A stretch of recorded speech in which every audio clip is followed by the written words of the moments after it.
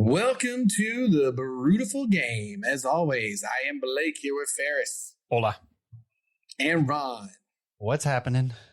And tonight I'm calling in from just outside of Atlanta. So I'm excited because I got a new beer to try as we get on tonight's episode of the Beautiful Game, where we're going to be reviewing match week 2 of the Premier League as we go over all the score lines and topics of the week.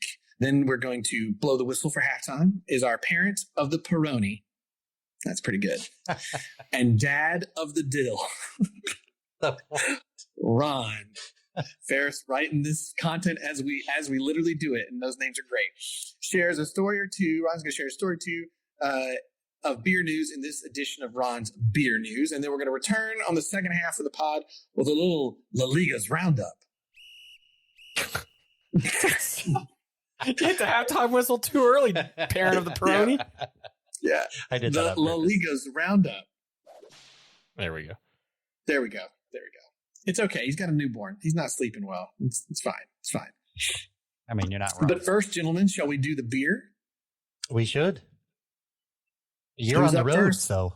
Yep. Yeah, I'll do it. All right. Yeah, man. Well, what I did, I was hoping to hit a brewery before getting to the hotel, but I got tied up in traffic. Luckily, the hotel bartender was nice enough to give me a can for the road, and they have some a local brewery that I was trying to go to. Inadvertently did not know it's German based, and of course, as you know from my Knoxville adventures, I keep going to the German brewery. But this is a beer from a company called Tucker Brewing Company, family owned and operated. After experiences studying abroad in Germany, which led to a life of passion for Pilsners and Helles light lagers, with the idea of recreating those beers in the South, Tucker Brewing Company was founded in 2017 by Ryan Chapman and Ashley Chapman Hubbard. The Tucker Brewing Company is the only brewery in Georgia dedicated to making easy-to-drink, flavorful lager beers. We are a family-owned and operated brewery that exists to live our passions and share them with others. Every day we take an honest, intuitive approach to developing a solid product and experience through artisan craftsmanship and attention to detail, making the highest detail primary lager beers, creating a warm, inviting space, providing world-class service. And I will say, though I am having a different beer today at the bar just now, having dinner before I came up here, I had their Tucker Lager, which was the Great American Beer Fest Gold winner of 2021. And it was fantastic. It was a Helles lager, a Bavarian specialty, crisp, clean, and crushable. Perfect balance between sweet and bitter. It was super, super good. Hey, is it you, Blake? Sorry, is it you, or do you feel like really German styles of beer just in various breweries are starting to, like, I don't want to say make a comeback, but are just starting to be a little bit more popular, especially when it comes to any sort of light Pilsner or lager from that style? Ferris, I think we can do a whole episode on the psychology of this. And I think that we are living proof of the collective craft beer conscious philosophy. I think you start getting into it and you go, beers can be all these crazy things, and you go bonkers and you try all this crazy stuff.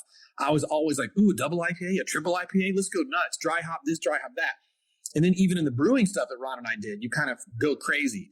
And then you start to learn, man, actually making these traditional lagers and German style beers so crisp and so clean is way harder than making some of these like IPAs. And that's not knocking the IPA. I still love them, but like, and I think it's maybe just the craft brew palate of America, like maturing. So now it's like, hey, don't get rid of those crazy double smacked IPAs, like, but also give me some of these Pilsners on tap too. You know what I mean? Like, I want to be able to have both, because for a while there you couldn't get anybody that craft beer, because literally if you went to a bar, it was like 99% IPA and like a Hefeweizen. Well, if you remember, I don't know, probably about 10 pods ago, I mentioned that there's kind of a groundswell of going back to traditional styles of beers and getting out of all the crazy IPAs and sours and all that, all pushing toward No, Ron. Sours are very popular in Germany. Don't you try to get rid of our sours. We see what you just did there. That's not true. You try to toss that in there. They're here to stay. No, they're not. They're flash in the pan.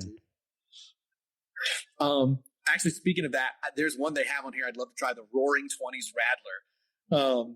They're German, a popular German style with the lemonade and the lager mix. Sounds good. Yeah.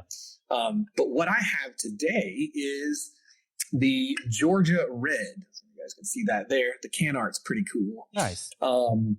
But it says, family owned and operated in Tucker, Georgia, and this amber ale, red hue, reminiscent of our beautiful, rich Georgia clay. Our Georgia Red Lager has a bready caramel nose with mild hints of earthy spices, sweet taste with clean, moderately bitter finish, excellent with food, pairs well with barbecues, spicy chilies, and chicken.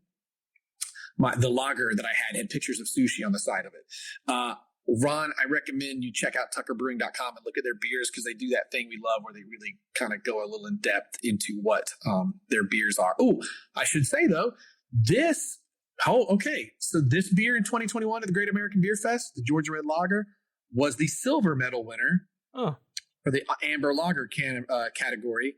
And for 2021, it was the bronze medal winner in New York International Beer Competition for American Style Amber Lager. So there you go. Nice. We've got a well-decorated beer over there. Yeah, man. 2 of them tonight. Heck yeah. So we are doing a beer from a brewery, first time on the pod, a brewery called Hardywood Brewing. The co-founders, Eric McKay and Patrick Murtaugh,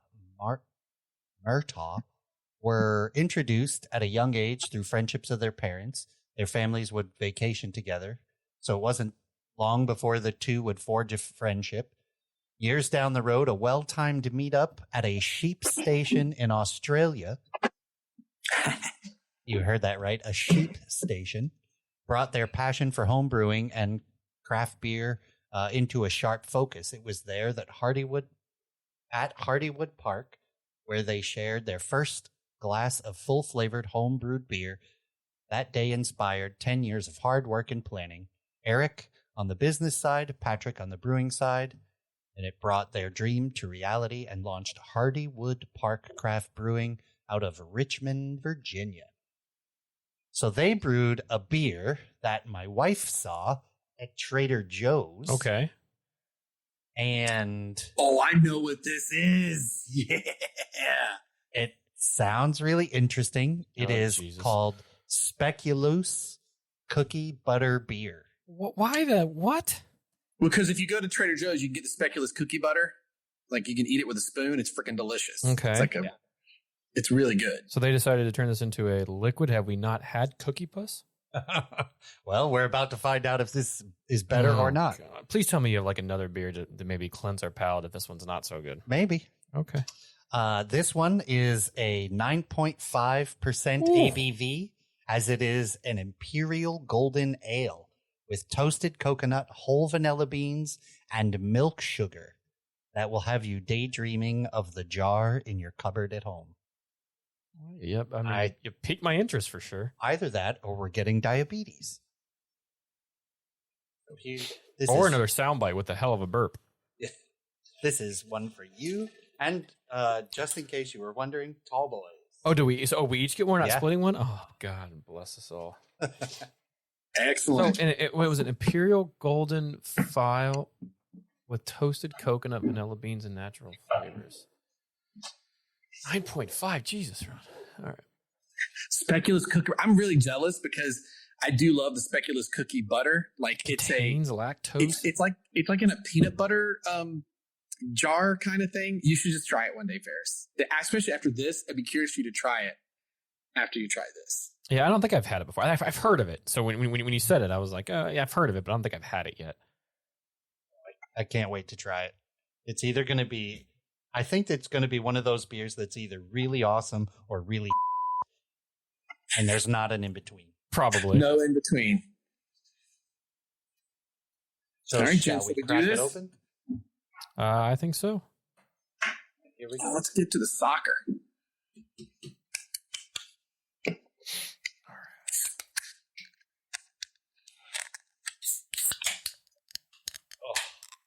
Ooh, mine smells good. Oh, yeah. It does smell good. Look, not the color I thought it was going to be. I tell you that much. We got 2 new companies we've not had on the pod. That makes me happy. Oh, good pour. I wish I had a glass. I think this would have excellent head retention because there's a lot of foam. Got mine in there too. All right, man. All right, gents. Cheers. All right. Cheers, my friend. Why don't you?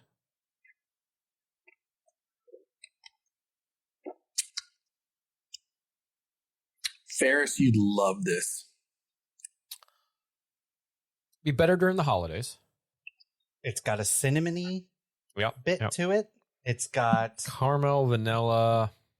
It's definitely buttery. Yeah, but only on the finish before the cinnamon. It kind of rolls in waves. Yeah, that's oddly enough, and you guys know I'm a fan. It's almost like an alcoholic butter beer. Almost. Well, I was going to say not as like sugary as that, but similar. What you guys just described, I mean, that is what that speculoos cookie butter tastes like. So right. I mean, it sounds like they might have nailed it. Apparently, it's a better beer combo than a Cookie Puss beer combo. I would much rather drink this. Now, I do think that this is more of a sipper during the holidays. You know, you watch a Harry Potter rerun on Sci-Fi, right? When they're just doing the marathon. This would be a good beer to kind of pair with that. I also think this is not a beer that should be a full pint. Like more of like a couple sipper. Of small tulip glasses. Yeah, and that's and honestly, in fairness, that's what it says to pour slowly into a steam glass.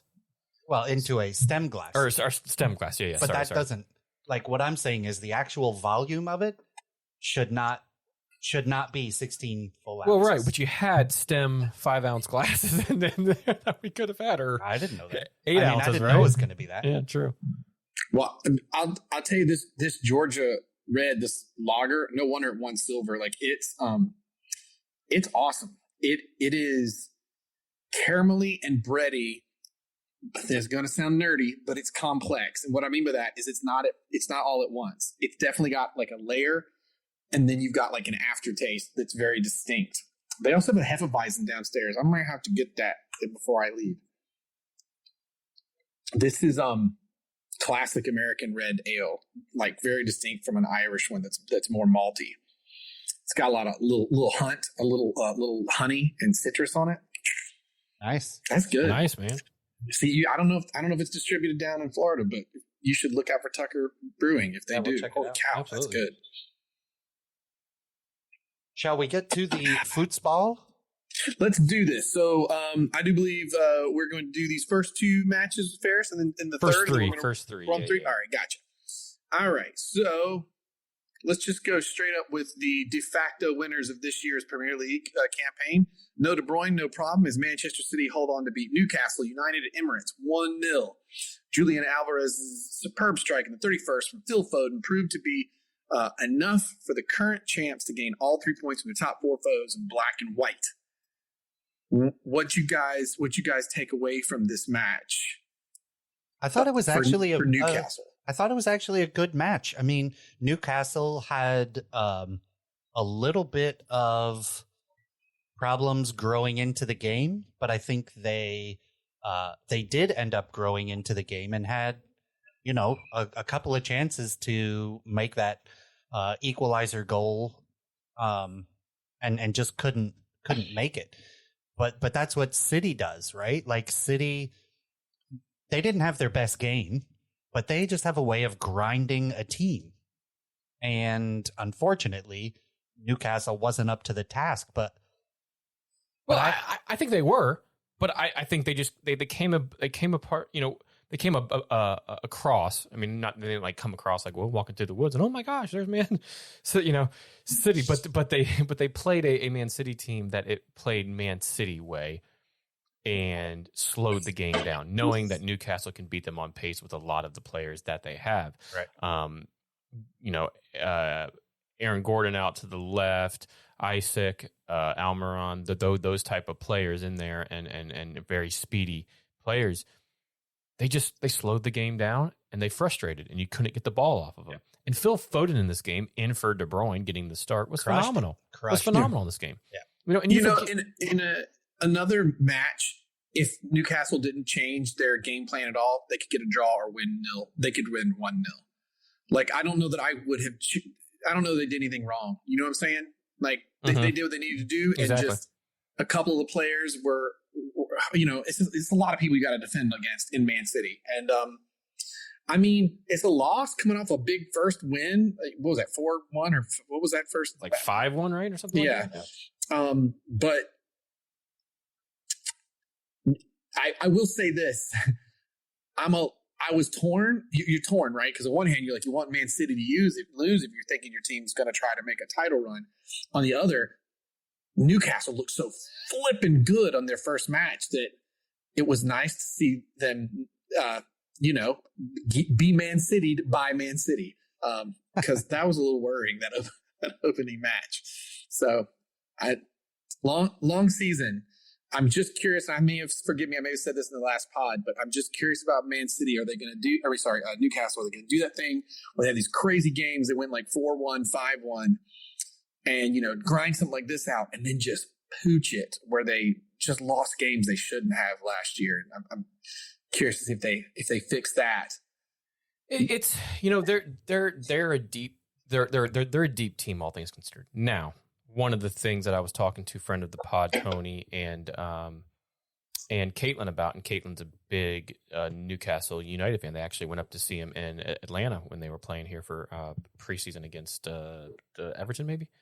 I can't remember. But anyways, we talked about, they have depth, but they're going to be playing on a different front than they haven't in many, many, many years, right? Definitely haven't under Howe, and Howe, when he was playing for Bournemouth, wasn't playing in the best club tournament in the world, being the Champions League, which the draw is going to be coming up here in the next few weeks.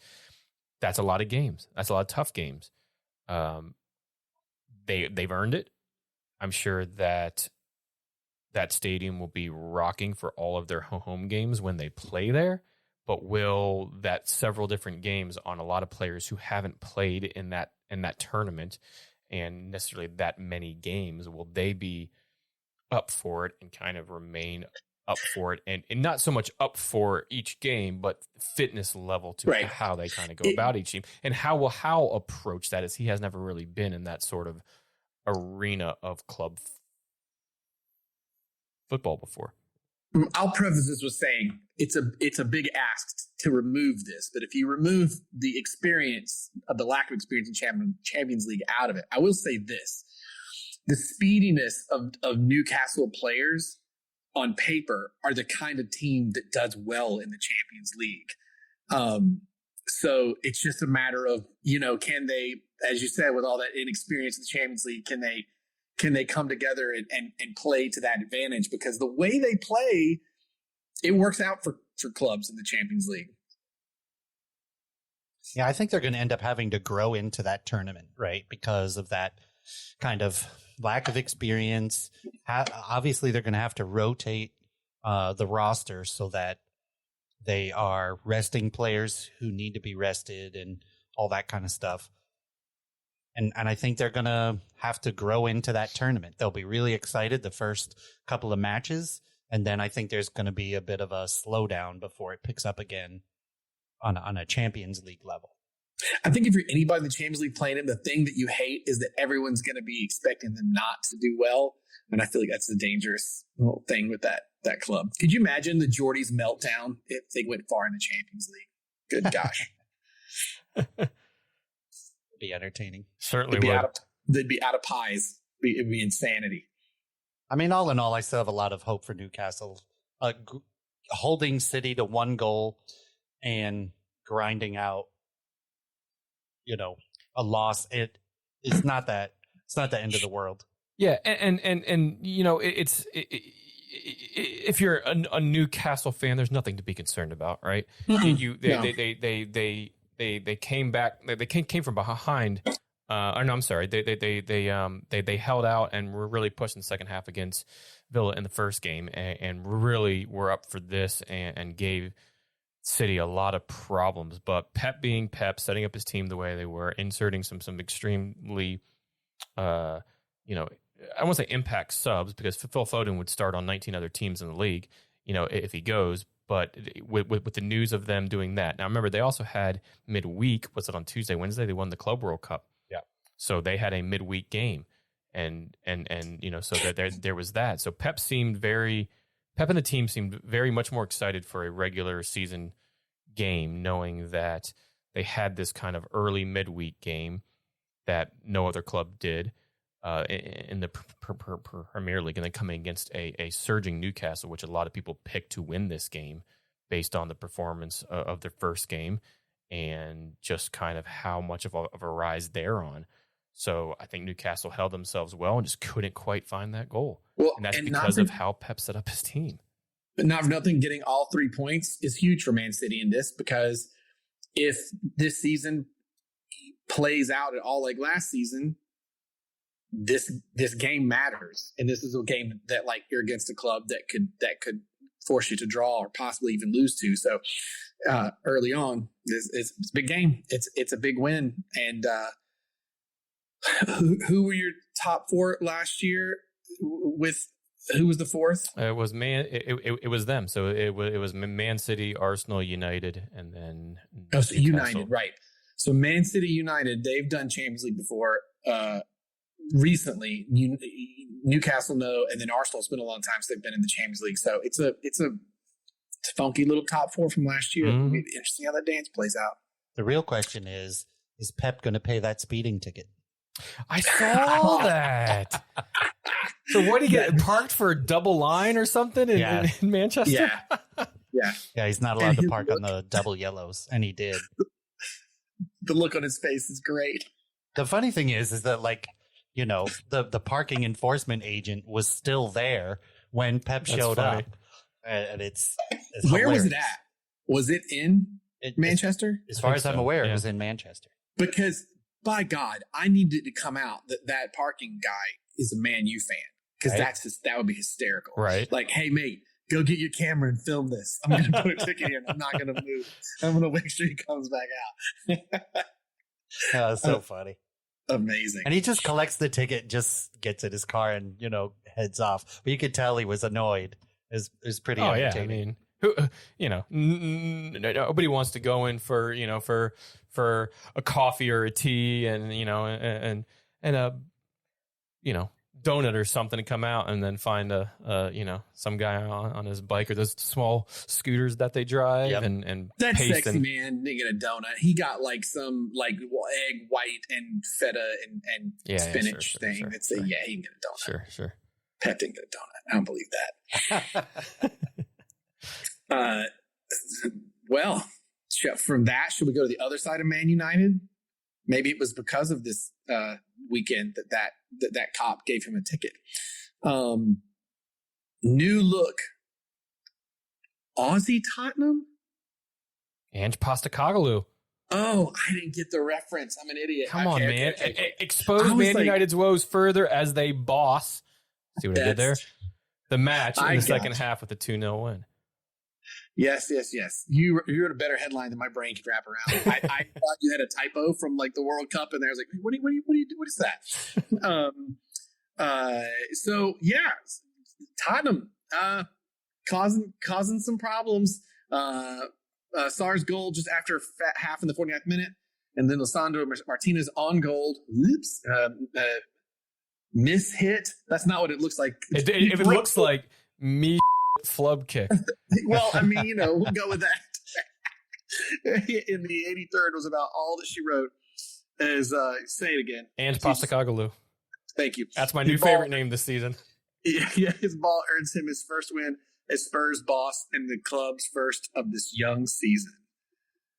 Well, this is just one of those games where I need both clubs to fall into a pit in the middle of it. So I don't, it's hard to figure out who you're supposed to root for or what situation you want to see have happen. Well, I mean, in a way, that is kind of what ends up happening, right? Madison goes off injured with ankle problems, which is essentially the. Well, no, he never went off. He stayed on the entire game. Oh, maybe it was afterwards. But he's got. He went to. I saw. Yeah, he went to the locker room and he basically said, or he was leaving the locker room after the game, had a boot on, and basically said it's just a precautionary thing. But yeah, I know what I'm meaning.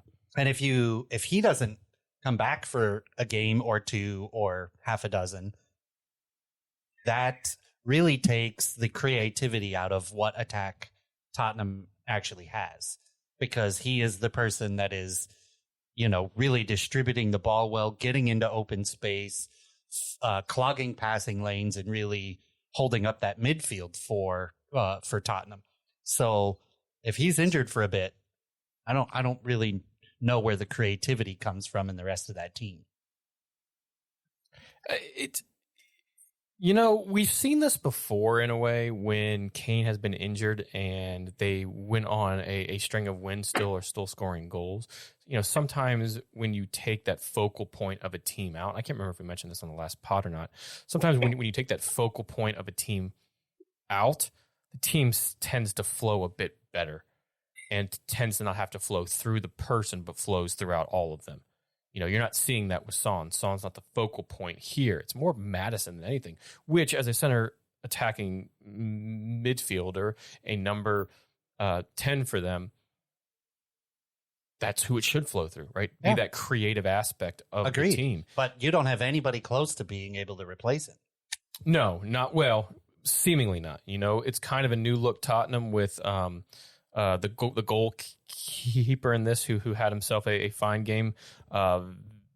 Vicario, as Lloris is still out and could be on the move if some reports are true, and Van de Veen, who new to the Premier League, young kid at 22, Dutch player, had a fantastic game, and it was kind of a new look team, but they weathered the storm in the first half as United held it down for the first half an hour. Bruno Fernandes missed a horrible headed chance in the first half. That was pretty entertaining. Yeah, and I think I don't like he was like I was like, oh my god, what the hell was I doing? Because it's just like he got lost somewhere and it just kind of headed it and didn't quite know where he was. But it was a ball where that ball has to be on net, but it was nowhere even near on net. Rebecca Lowe had a very good a good chat about that header. If you haven't seen it, I don't want to spoil it for you. No, what'd she say? Just go look it up. She had a good snort and cackle on air about it. So go check it out when you have a chance. I haven't seen that. It wasn't like a miss of the season, because trying to head a ball is not standing right in front of goal trying to knock it in with your feet. But it was a pretty a miss that a professional football player of his standards should not miss. And I think that's where it comes from. There was a shout for a pen in this, and it was a big shout in my opinion, and absolutely, and from everything that I have heard in post-match and pundits and everything like that, it's a pen. It was not called. Maybe that's a makeup call from the Monday night game, which we potted before that game, but Onana came out and in the very dying breath of the game against Wolves, which United did not look good in at all, came out and kind of clattered into two players, and a pen was not called. Moss, whoever's the lead of the Premier League, Pigmal, apologized to the Wolves manager after the game and said they got that call wrong, and it's been kind of a headline all week. And then this call occurs, and I don't understand handball. I'm going to be honest with you. I have no clue. I haven't understood it for the past 4 or 5 seasons. I don't know how you can not. Every time I feel like we understand or get a grasp of what the handball concept is supposed to be, it eludes us again, or something happens that's just inconsistent. And I don't know. Same old. I don't know how more square of a handball that could be. Yeah, and that would have, say you get the pen ball. He's not he's making himself bigger when he does it. He is far enough away from the ball that he has time to put his hand in front of it. So that means he had time to remove his hand or make sure his hand wasn't there. So no idea. Yeah. So, all right. So, in the old basketball rules, it was a make-up call, and they didn't get the one this week. That would have made it, that would have had a chance to make it, I should say, 1-0 at the time, where the one in Wolves would have just tied the game had they got that pen and made that. But nonetheless, from about that moment on, or the moment when Bruno missed it, I don't know when those two things occurred in the game, basically from about the 30th or so on, Tottenham weathered that and then started to get into the game, and almost coming out of half, Tottenham just regained that and basically just took United to task. Their goals can be viewed as a bit fortunate in kind of how they came about.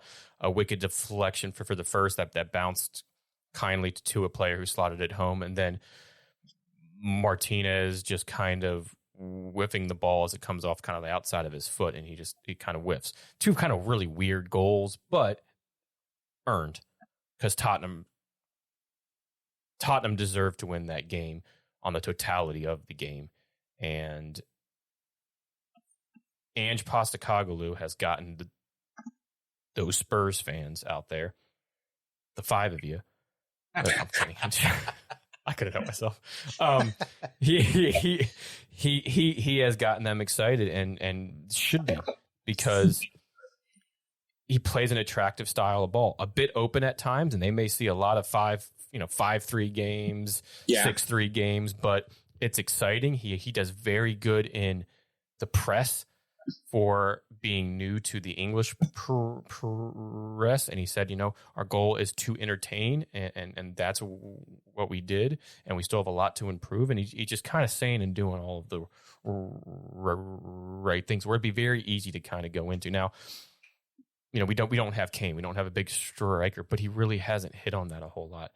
He's kind of steered away from those questions when they have come at him. Now, it's been a draw the first game, and those questions were coming, and then a very good win in this against what is a top 4 team.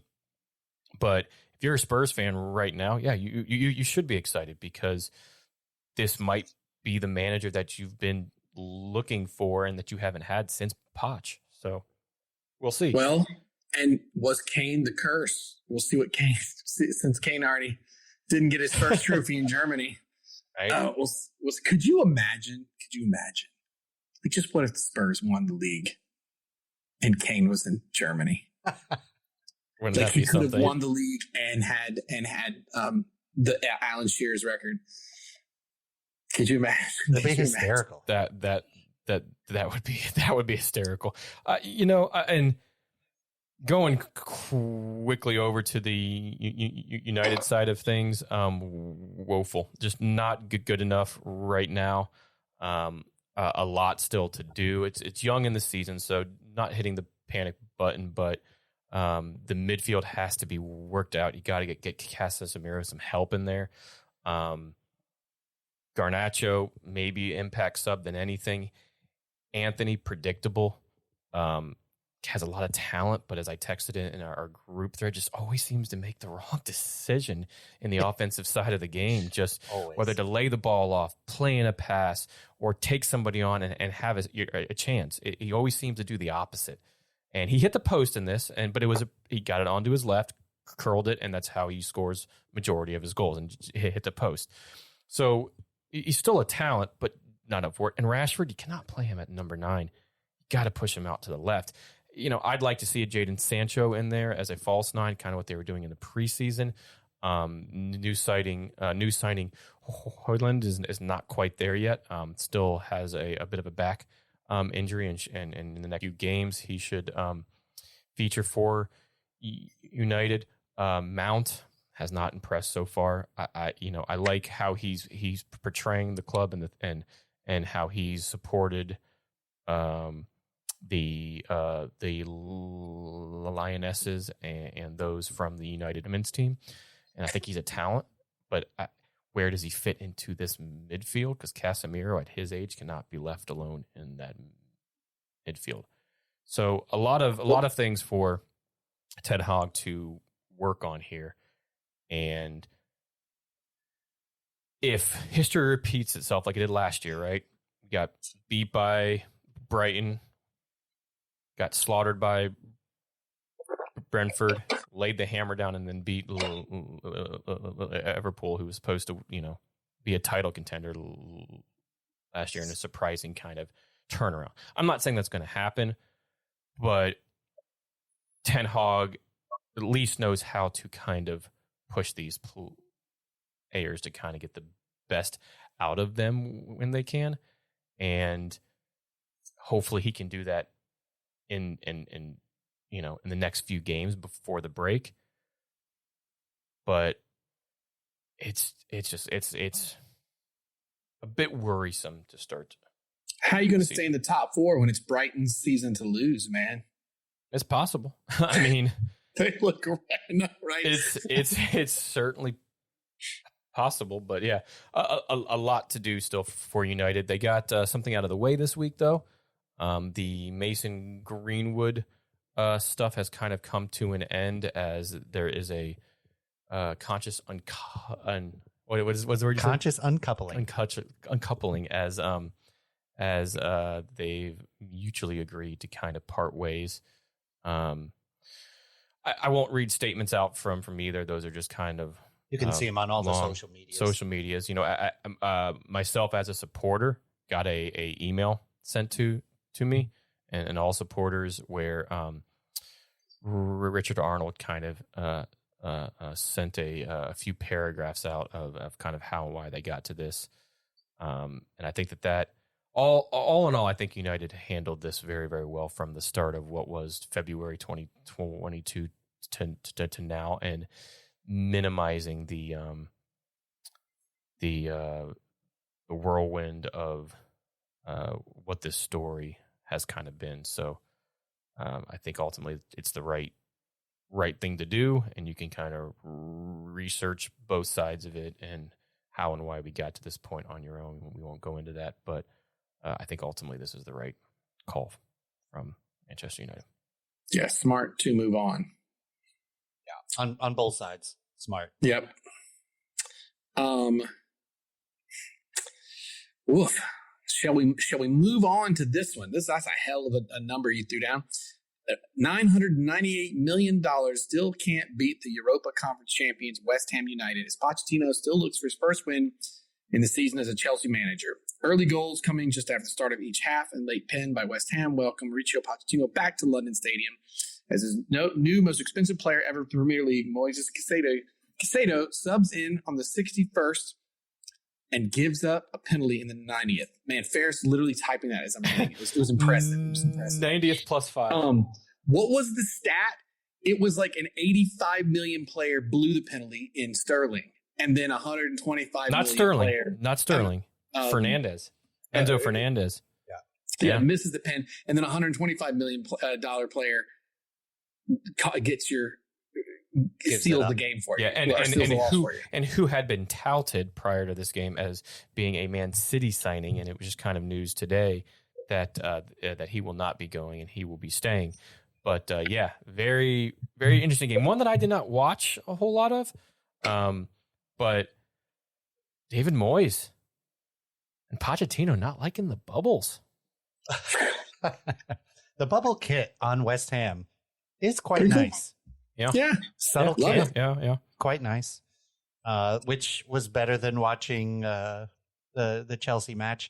And really all I can say is we are still quite heavily in the rebuild of a team that is having and continues to have identity issues and has no real sense of self, right? There's a lot of players all thrown together, learning each other now.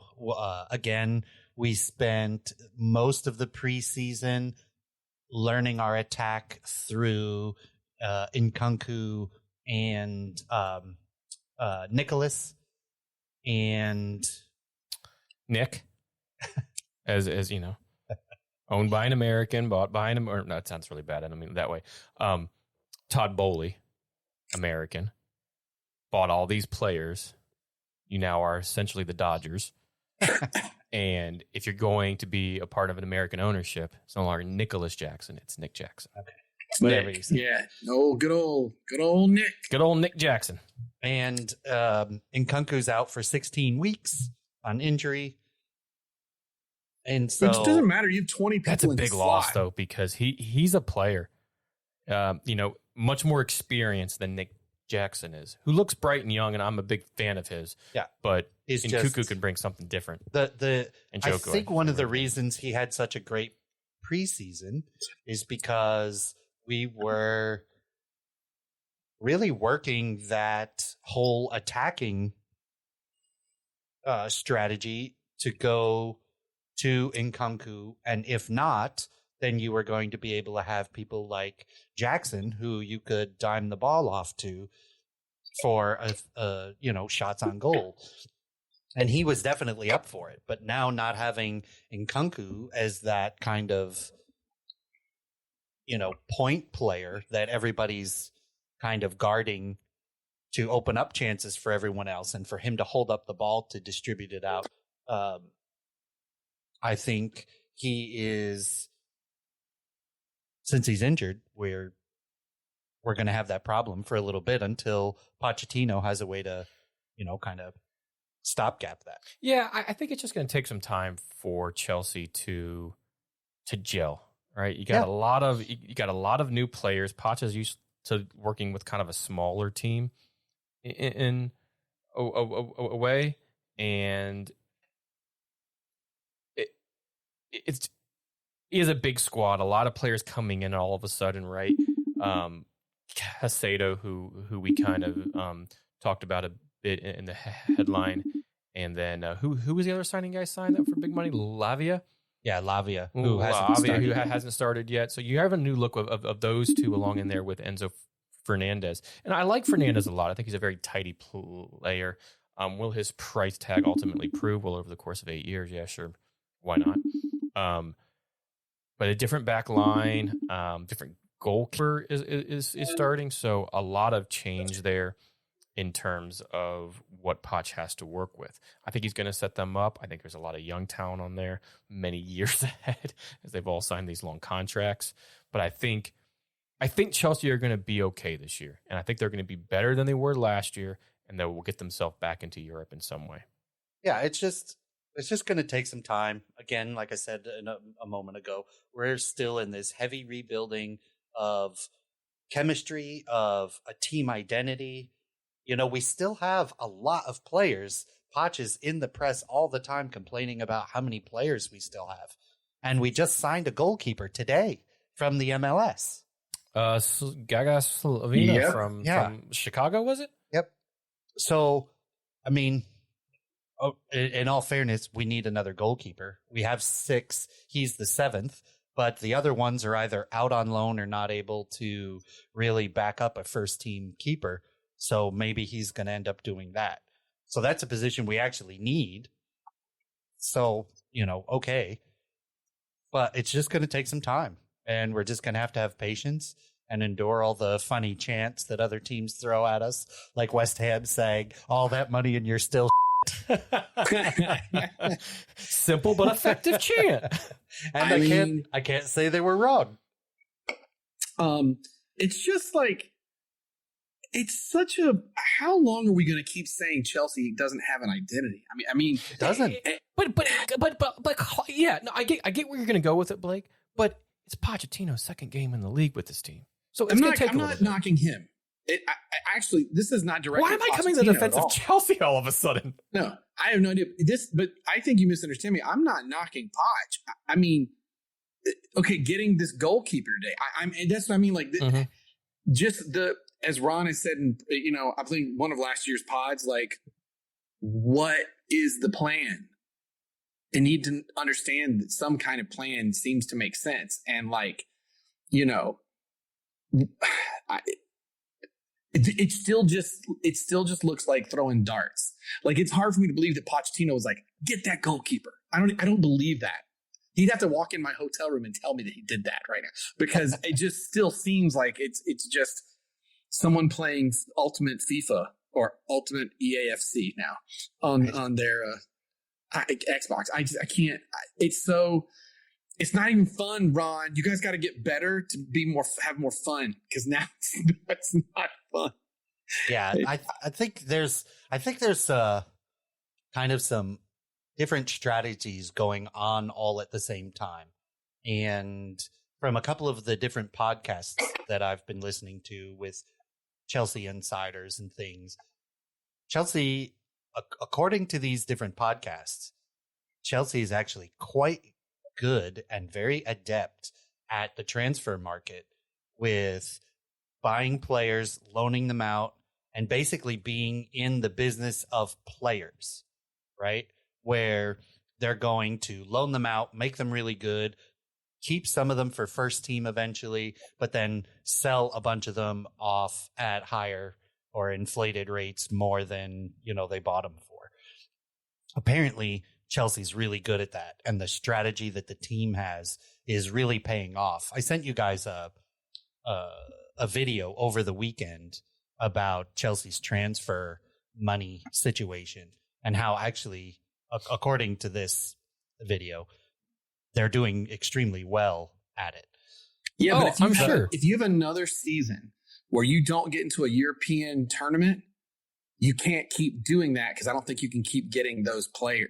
Yeah. You know what I mean? Yeah, sure. But I think, we talked about it maybe last year on the pod when he was doing this. And going, actually, it's a tactic used in American sports a lot, because what you're paying for up front is a fee, right? Then the salaries are sometimes what then bogs clubs down, especially those clubs that think that they can get back into the Champions League, but they never quite get there, such as like a Leeds back in the day, Portsmouth, who was kind of spending above their weight. Chelsea, I don't think, are quite in that same boat, so please don't draw that conclusion. Then they're balancing out their books, one, from transfer sales of Koulibaly, Pulisic, of some of the other names to have gone in the off season, and N'Golo Kante, right. So you're getting those back in, but then you're spreading out a salary for what it is for a 7-year contract, right? So you're either front ending that, you're middle ending that, you're late ending that in terms of where they're going to be paid the most.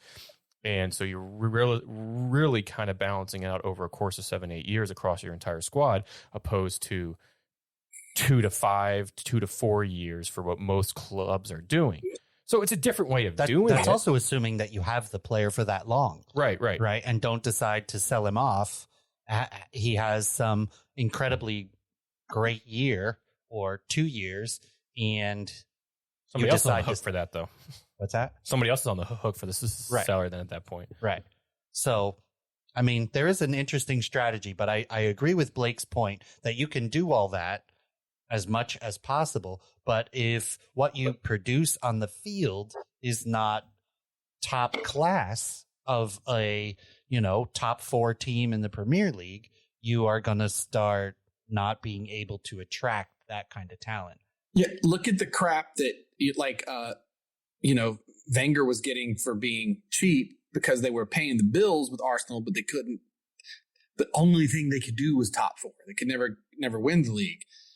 And it was like, financially, he was doing great for the club, but people were complaining because it wasn't in the hump. And you're talking about, way down there. And at some point the fans are just going to, I don't know where does he live in the States and fly over? Does he have like an Abramovich style yacht that he rolls up on? How does that work?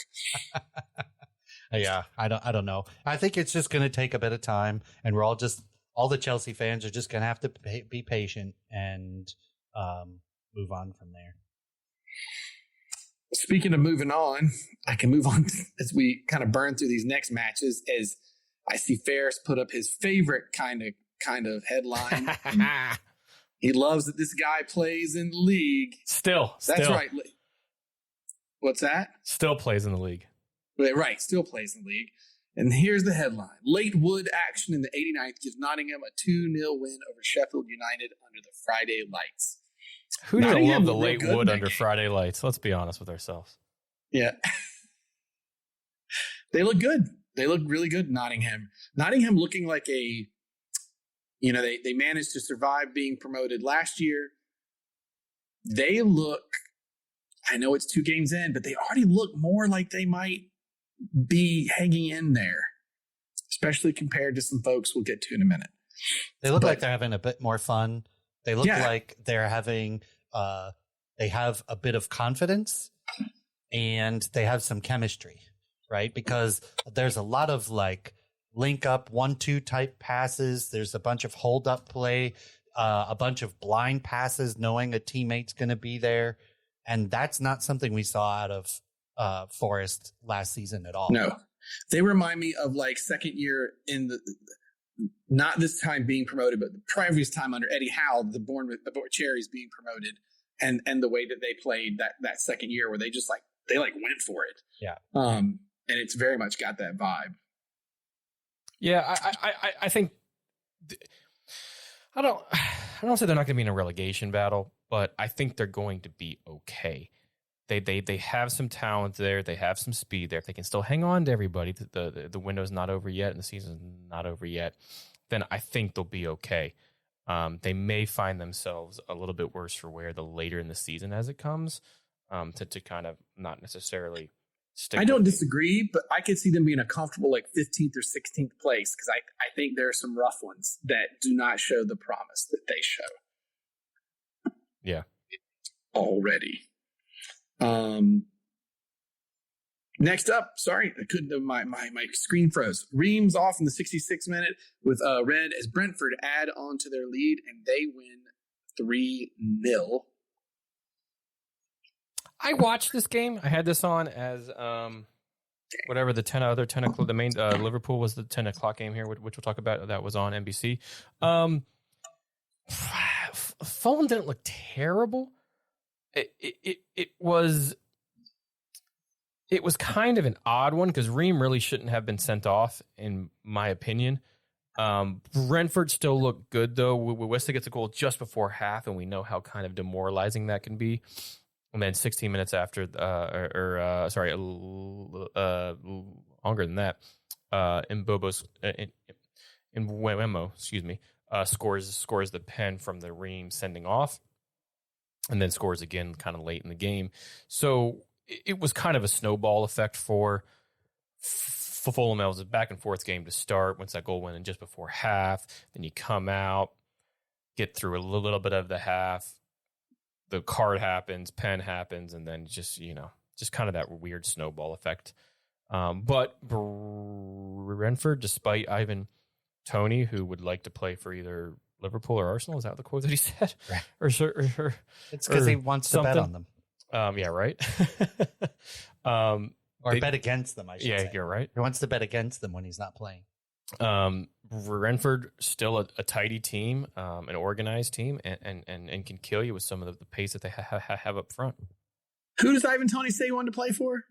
He said something about Liverpool, and then he used both Liverpool and Arsenal. And I don't remember which way he kind of said like he enjoyed watching the teams of, or he was a Liverpool fan but enjoyed watching the teams of Arsenal. And it was kind of a hey, here's the 2 teams I would like to go for, so I'm going to put it out there. But now I can't. You still can't play with anybody for the next 8 months or however long it was. Right. So but you can train.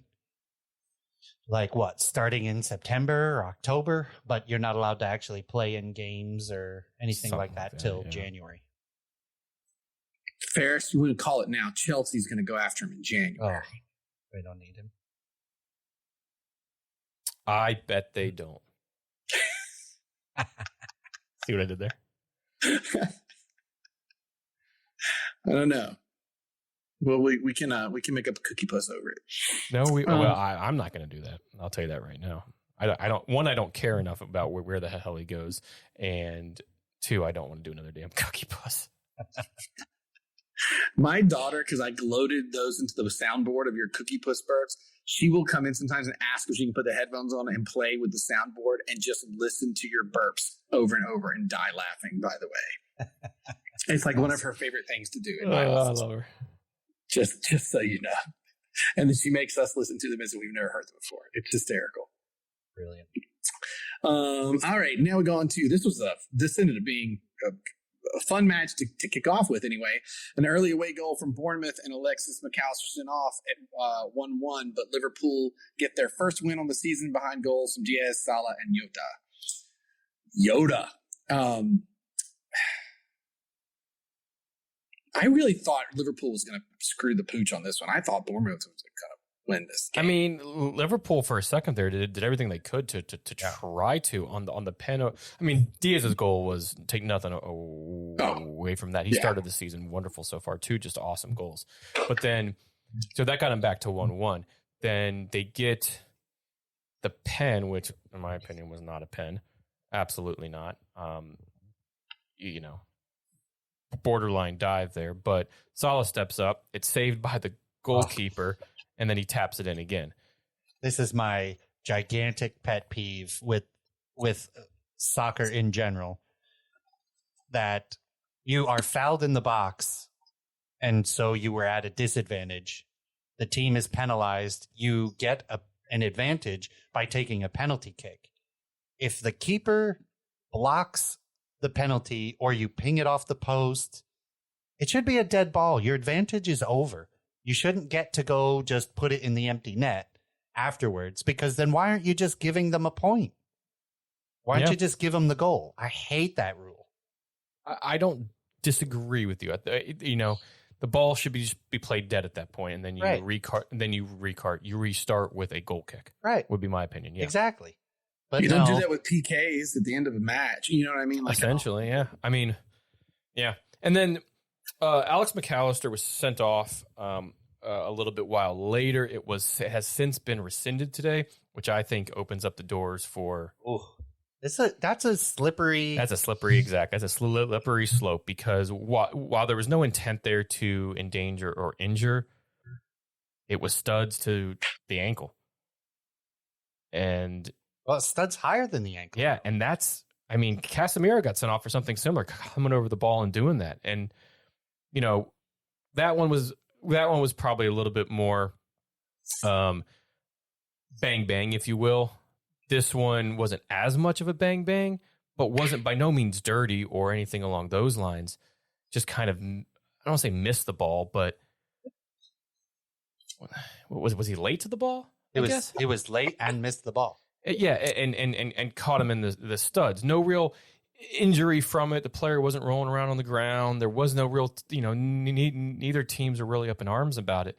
But as we've seen over and over again, if it's not called on the field, or if it's called on the field, either way, it's very hard to kind of overturn those things. So when you call a red on the field, what undisputable evidence are you going to show to overturn it? And going to VAR and confirming it, well, what evidence do you have? Because studs met ankle over the ball, and red. Now, the PGMLO, FFT, PFG 46789 came out today. Pigmall or whoever, or the FA, whoever did it, and rescinded the card. Maybe it shouldn't have been a red card to begin with. That's a slippery slope now. Yeah. You are. So, look, in the first 2 weeks, we've had red cards called and then apologized. We've had cards that should have been given that were not given, and then Pigmall comes out and talks about that. And then we have had red cards rescinded that rightly or wrongly should or should not have been called. You are all they're doing is undermining the refs now. Well, and I'm gonna go back to the United game with the pen for a second. Our favorite player, Bruno Fernandes, I say that very tongue in cheek, is a bit of a whiner, is a bit of a moaner. Great talent, but can do that. He was quoted by Sky Sports after the game. Oh, I know this. And I don't know in what context or how this was said, but he's basically said last week they made a big thing on not having a Wolves penalty. I want to see what's going on. Or I want to see what's going to happen this week. I want to see if John Moss also comes to apologize to our room like they said he did to the manager of Wolves.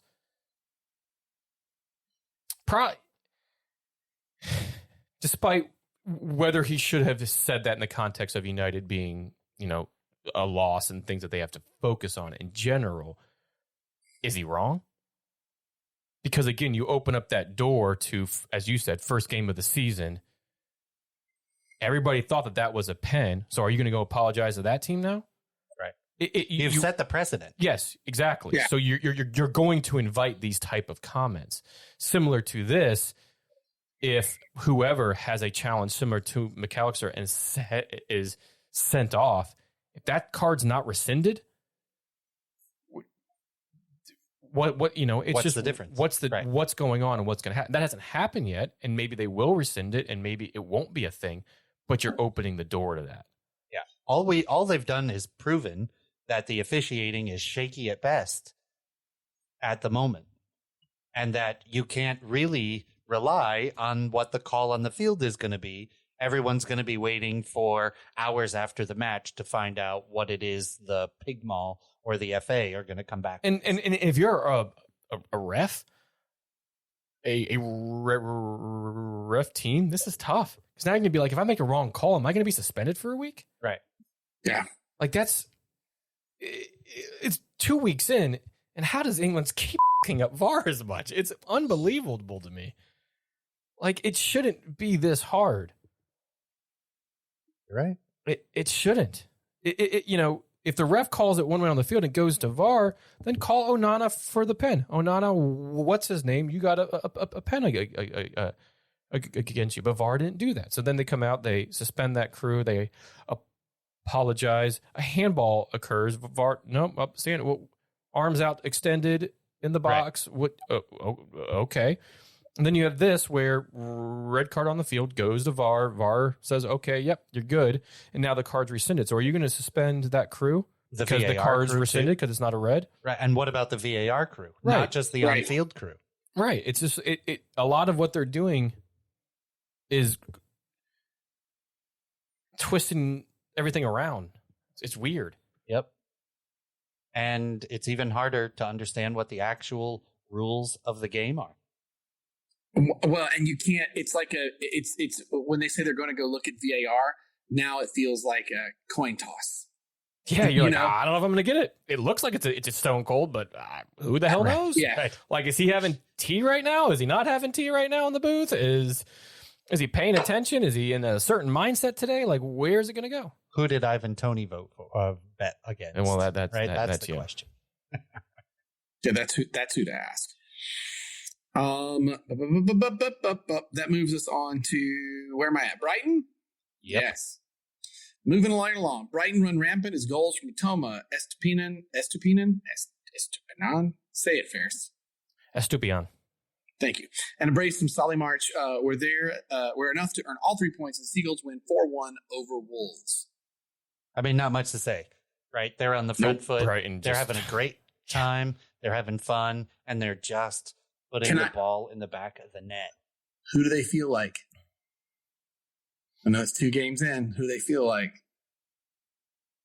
From a team in the past few years?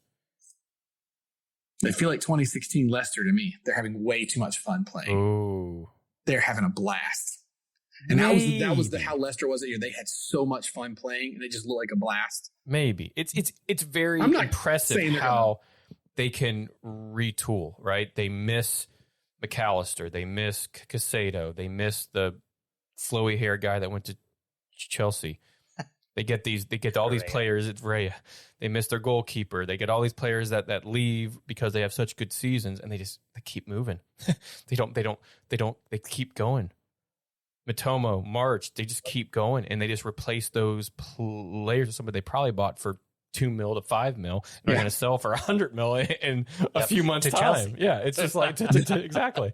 So it's impressive. It's impressive their order of business that they do and how they are running their club on the player personnel and that side of things. Losing your manager partway through it too. I mean, like it's like manager front, like half your front office. So I just say this: don't be surprised. I don't think them being in a European slot last year is a fluke. I think they will compete for that top 6 easily. Wolves, not so much. Speaking of not so much, who better than Everton after coming off 5-1 defeat, right? Well, Aston Villa thought so as they clobbered Everton 4-0 at Villa Park. You know what I got to say about this, guys? Everton is gone. They're already in a relegation fight. They're dire. Just I mean, dreadful. we're as we said, we're going to hold our predictions until after the window closes to have a better understanding kind of how the teams are going to line up, as a lot can change. But I think Everton's might make an appearance on all of our lists for the bottom 3 because they just look dire. And it's not necessarily from what Sean Dyche isn't doing, but I think he had some sort of quote after this game of, I could have subbed all 11 players on the team. Right. Like that's, and you might have a game like this every now and again, but it's happening more frequently for Everton. Right now, I wouldn't put them on my bottom 3. I would just tell you they're number 20. That's where I would vote them at right now. Like that's like, I don't. And like Villa are good, right? Expected to have a good season. Yes. They ended up just getting clobbered by Newcastle in the second half. But Dominic Calvert-Lewin, how the hell do you walk 10 feet down the street without getting hurt? He and stupid stuff too. He tried to he wasn't getting anywhere near the ball, but decided to I'm sure he didn't decide to stumble, but then go head first into the goalie's stomach area to then go off injured moments later. Alex Iwobi pulls up injured here. Just your big signing in the offseason, Ashley Young.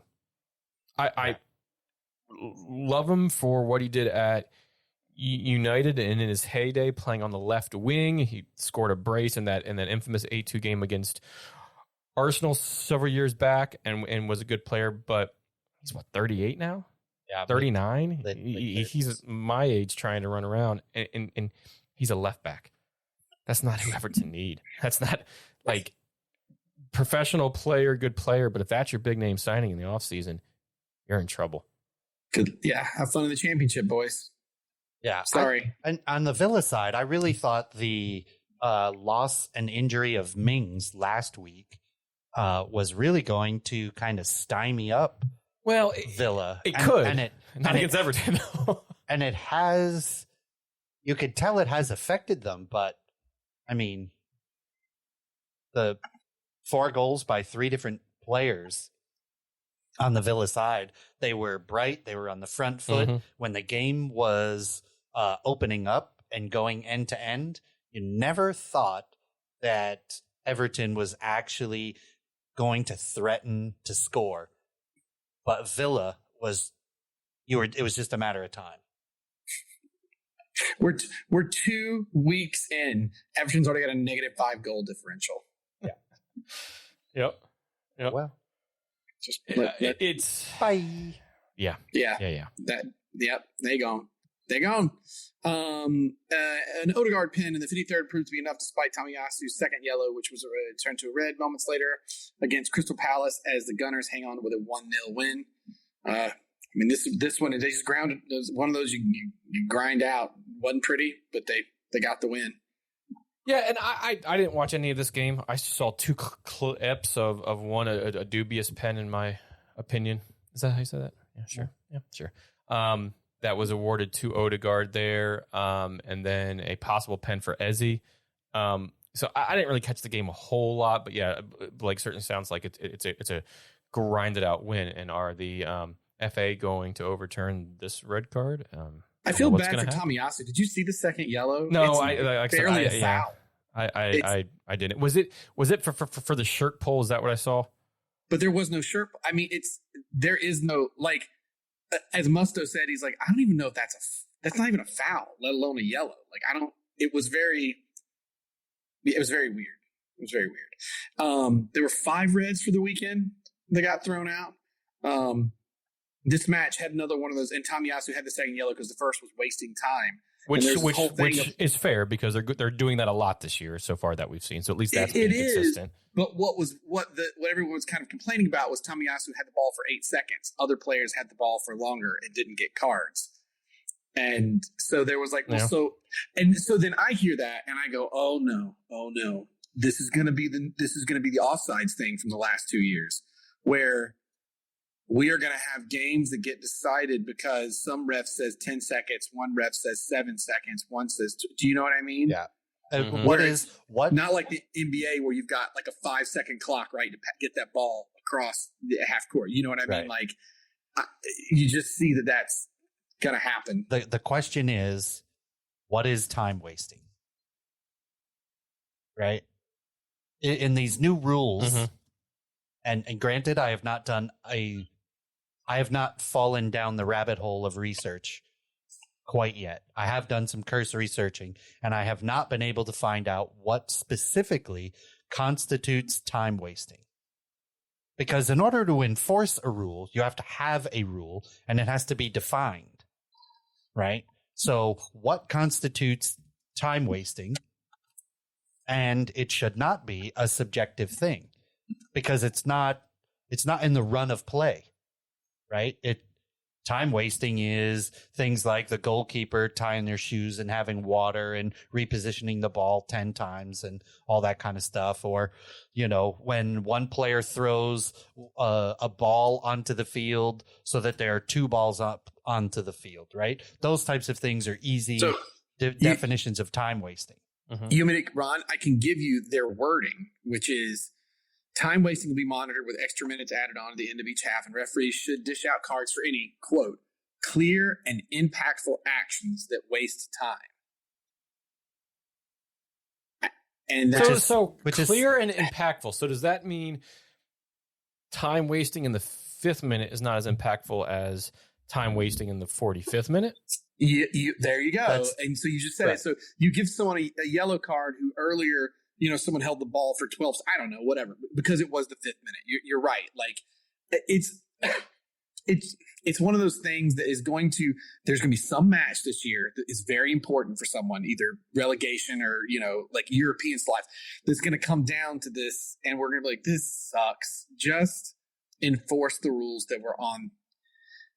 Because if you're going to do this, well, I don't even know what you do. Because how do you tell someone that they have to?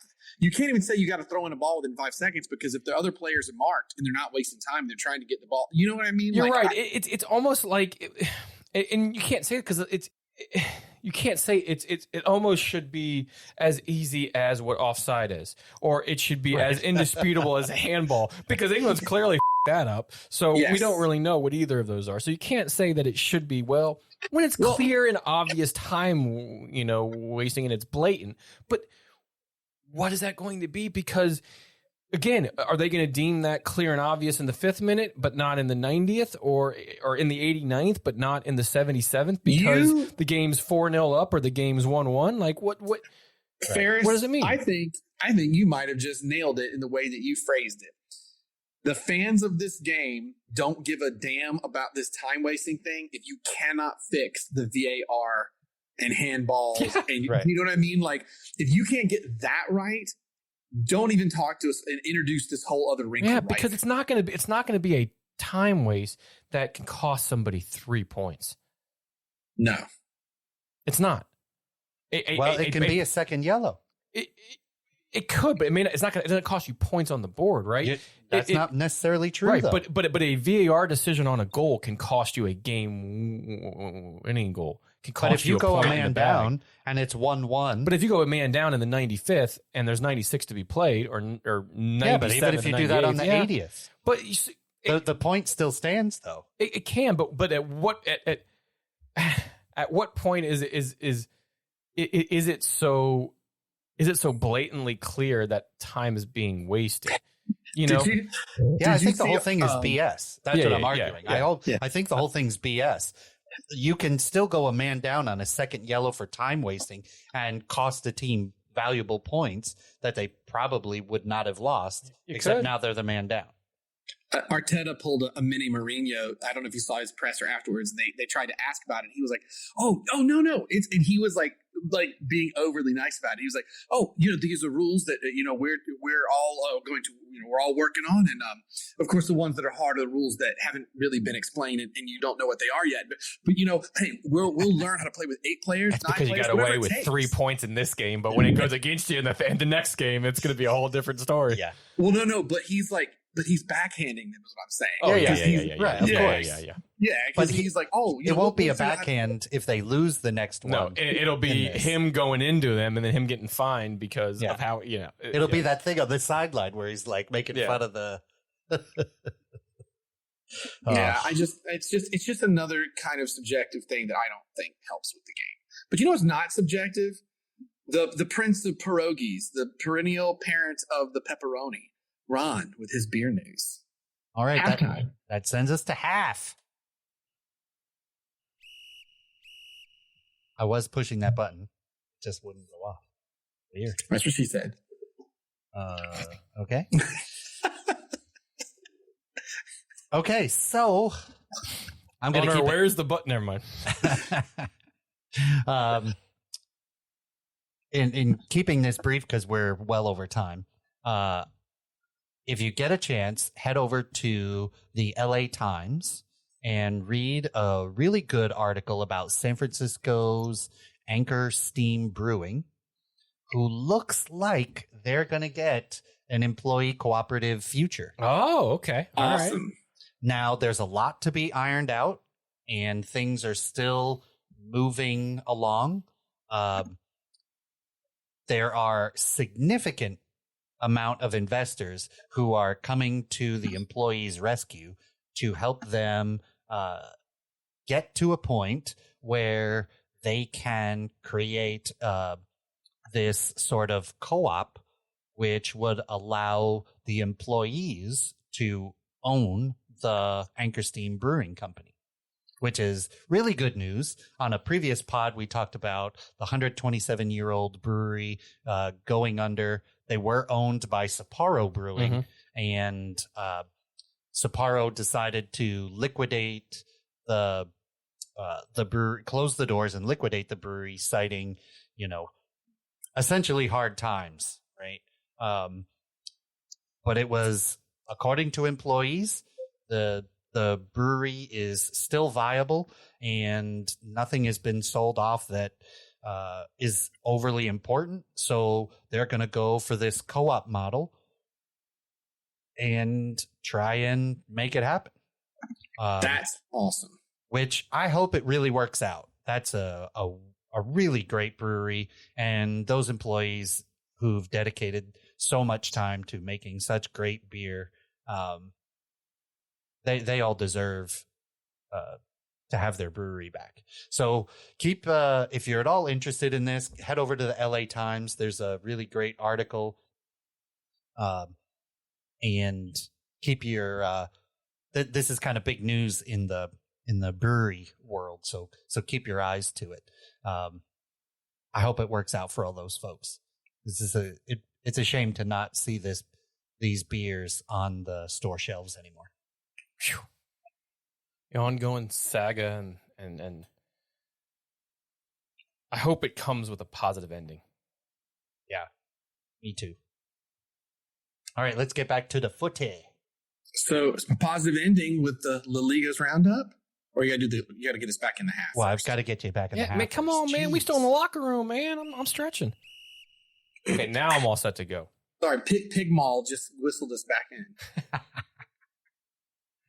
The La Liga's roundup. Viva la Spain! Spain win the Women's World Cup. A kiss in the celebration and a wonderful display of the simplicity of tactical smart football, i.e. triangles, propels the Spanish women's side to a 1-0 win over powerhouse England to win their first ever World Cup. I don't want to overshadow the achievement. So let's talk about that more. But so first, let's just get out of the way. What the hell was that dude thinking they're already having trouble with the Spanish head of the federation of their football league. Yeah, they've had to fight a lot to be at the tournament. He kisses her on the lip. Just effing dude, go disappear, please. Just get rid of it. Guy. And the player handled it nice. I know there was that quote going around that I did not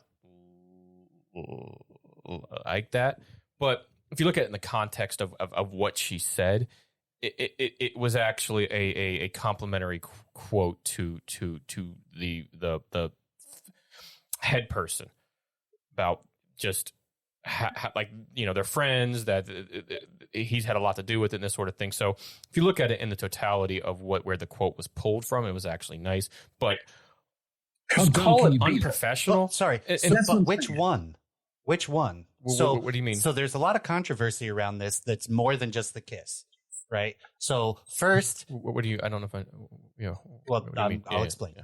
So first, in the medal lineup, when she gets her medal, he bear hugs her, picks her up, sets her down, then gives her like a full-on kiss on the mouth with his hands on her face, right?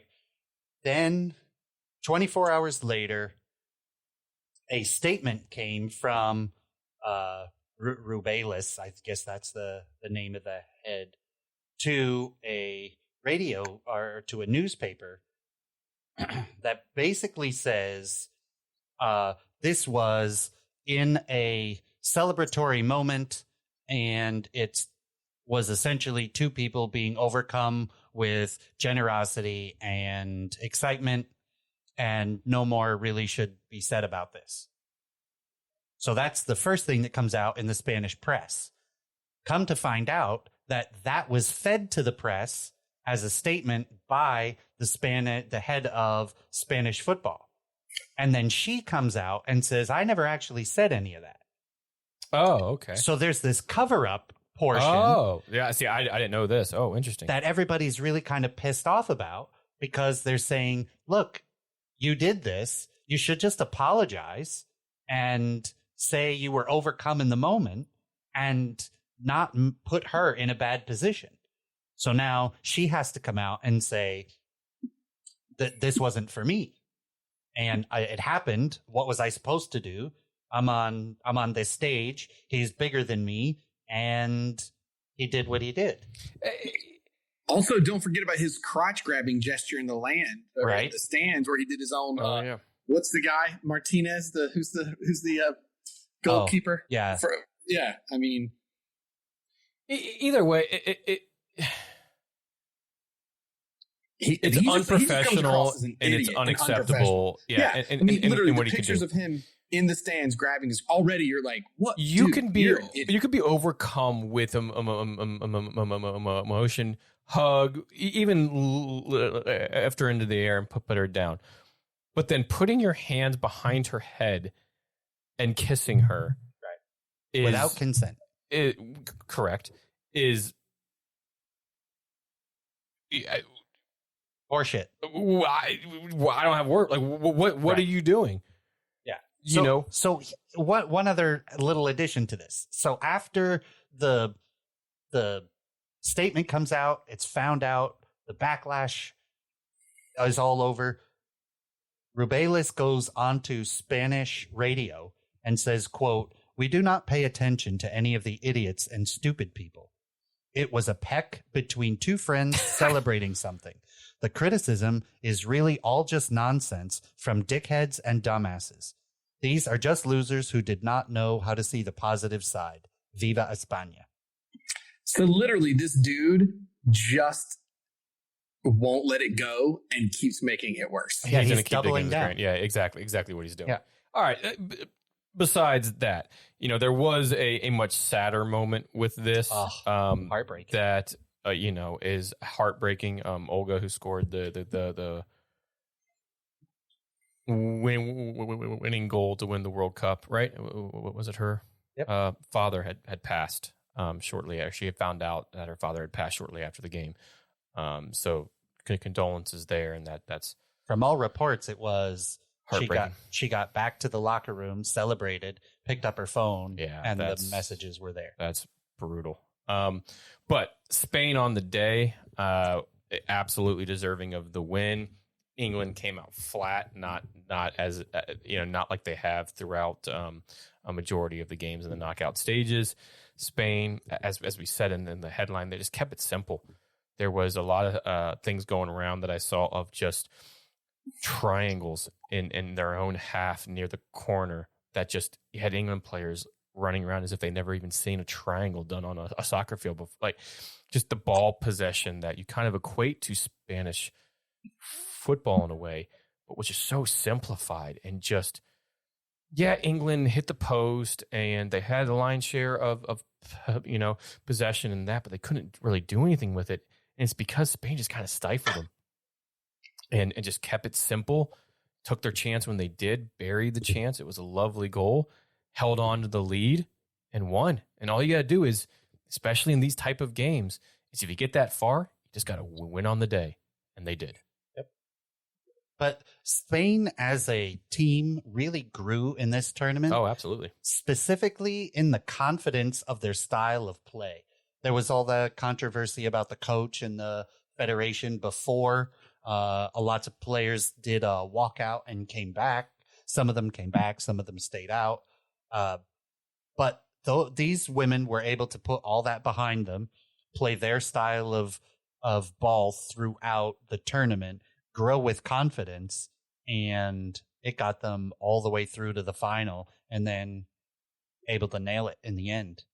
And I was excited for them to win. I was sad that England lost because there's so many,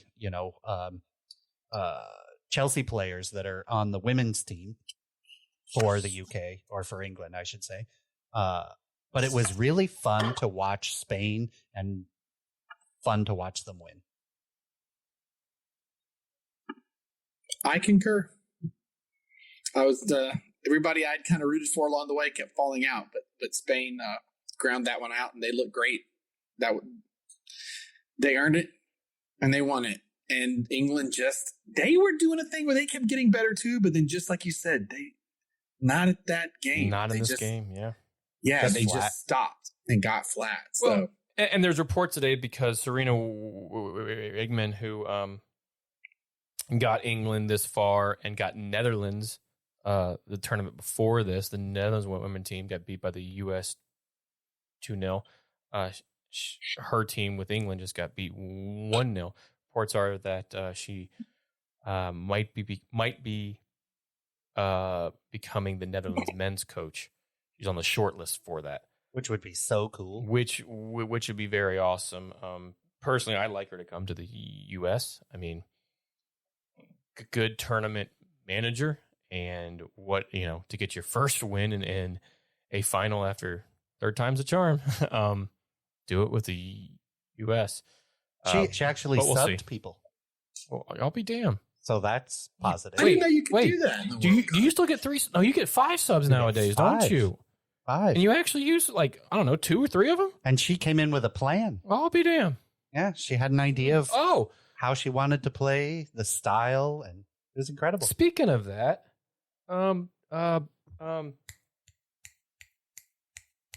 Lacko resigned, so yeah, and the director of Kate Margraf, right? Yeah. She also resigned. Yeah. So bye. Deuces, don't let the door hit you where the good Lord split you. Zlatan quote. Here we go. Okay, well, we're going to wrap this pod up. Real quick, our beer. I had the Tucker Brewing Company's Georgia Red, the 2021 Great American Beer Festival Silver for American Amber Lagers. And Ron, you guys had? We had the Cookie Butter Beer from. You can buy it at Trader Joe's nationwide, but it's Hardywood Brewing in Richmond, Virginia. But it's the Speculous Cookie Butter Beer. If you don't say that, it's not correct. Okay, sorry. You got to get a jar of that Speculous cookie butter. You can go, whatever. And then you're going to take a spoonful and go, oh my God. Well, I have to say, neither Ferris nor I finished it. I got about halfway through. He got about 2/3 of the way through. Yeah, it's because it's not a pound back type of beer. It's really sweet. Yeah. As it warms up, it's sweet. Loses a bunch of the flavor and becomes very cinnamony as it warms up. So all in all, I say it was okay. Fair enough. All right, Ferris, you got his Latan quote? I'll tell you what, I'll give you a page of them, 3 quick quotes, if you will. And we may have said one of these on the pod, but it at least gives me a chance to mark it off with my Manchester United pen that I got in my premium supporter pack, by the way. So, as he's wearing a United kit on this, but we'll go, it's true that I don't know much about the players in League One, but for sure, they know who I am. Speaking on his arrival in France to play for Paris Saint-Germain. If I had gone into Taekwondo, I'd probably have won several Olympic medals. The ever-confident Swede attained a black belt in Taekwondo as a teenager. And I want to play on so that I can show that the legend can still deliver. Zlatan to the media ahead of Sweden's Euro 2016 opener against Ireland. Wait, well, you left out the one that we were going to do. Oh, yeah? The serious one. No. The Zlatan quote, remember? Oh, yes. No, you're right. Who sent that to us? Yeah. I got it right here. It's actually from like a couple of years ago, but just since we just talked about U.S. soccer, I'll throw this one on too. It's appropriate. Zlatan Ibrahimovic, sports in the U.S. are too expensive. My children play in a good team, and I paid $3,500 per child. I don't like that because not everyone has the money, and sports should be for everyone because it unites people regardless of their origins.